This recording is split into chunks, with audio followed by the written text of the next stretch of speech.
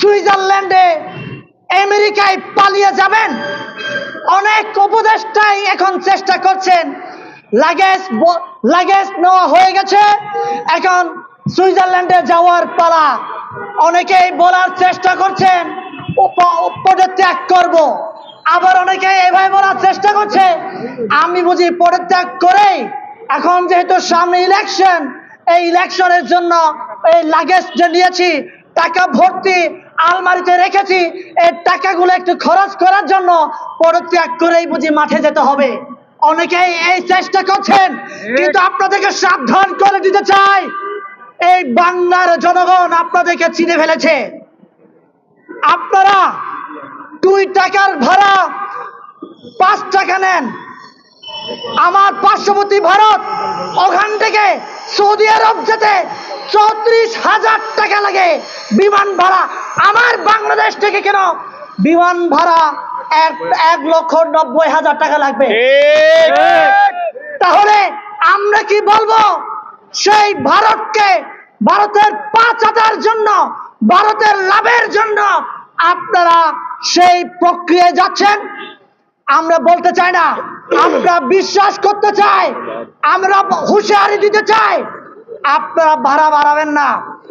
এই যে জুলাই বিপ্লবে আপনারা সকলে জানেন, যখন বাংলাদেশ থমথমে পরিস্থিতি হয়েছে, ইন্টারনেট বন্ধ করে দেওয়া হয়েছে, তখন বাংলাদেশের যে সকল প্রবাসী রয়েছে, এই প্রবাসীরাই সোশ্যাল মিডিয়াতে রেমিটেন্স বন্ধ করে বাংলাদেশ সরকারকে জানান দিয়েছিল, তুমি যদি চেয়ার থেকে না নামো তাহলে তোমার গতি আর থাকবে না, তুমি অচিরেই, তোমাকে সেই 3 হাত কবর তোমার জন্য রচিত হয়ে গেছে।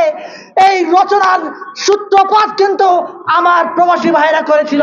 কিন্তু যারাই কিনা নিজের বউয়ের টাকা গহনা বিক্রি করে দেশের অর্থনীতির চাকা সচল রাখার জন্য প্রবাসে দিন রাত খাচ্ছেন, তাদেরকে আপনারা অসম্মানী করছেন। আপনারা অনেকে জানেন, আমাদের বাংলাদেশে কৃষিখাত দিন যত যাচ্ছে তত কেন কৃষিখাতে আপনার জায়গা কমে যাচ্ছে? আপনারা জানেন এই জন্যই কমে যাচ্ছে, কারণটা হচ্ছে আমরা কৃষককে সম্মান করতে জানি না। কৃষক, আমরা সচিবালয়ে এই প্রেস ক্লাবে 5 তলা বিল্ডিং আমরা থাকি, আমি সচিব, মন্ত্রী, মিনিস্টার পরিচয় দিই, দিন শেষে আপনাকে আমাকে খেতে হয়, এই খাবার যোগান দেয় আমার কৃষক ভাইয়েরা। সেই কৃষক ভাইদেরকে যোগ্য সম্মান না দিয়ে আমরা তাদেরকে অবহেলার চোখে দেখি। এই জন্য আজকে কেউ কৃষক হতে চায় না, হতে চায় মিনিস্টার, হতে চায় ডিসি, হতে চায় এসপি, কারণ আমরা ওদেরকে সম্মান করি।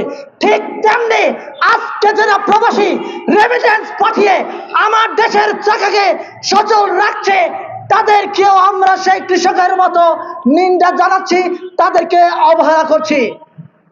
আজকে আমাদের এখানে দাঁড়িয়ে কথা বলার কথা ছিল না। বিমান ভাড়া কেন বাড়াবেন? বরঞ্চ আমার সকল রেমিটেন্স ভাইদের জন্য বিমান ভাড়া ফ্রিতে করা উচিত ছিল। সেই ফ্রি না করে আপনারা বেতন বাড়িয়েছেন তাদের গলা কাটার জন্য, এবং পার্শ্ববর্তী ভারতকে সন্তুষ্ট করার জন্য আপনারা কি কি করছেন আমাদের নখদর্পণে আছে, আমাদেরকে বলতে বাধ্য করবেন না। আপনাদেরকে আমরা খুব ভালোবাসি।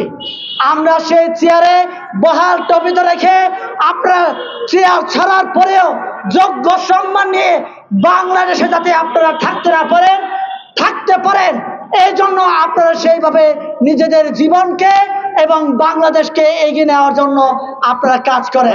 সবাইকে ধন্যবাদ।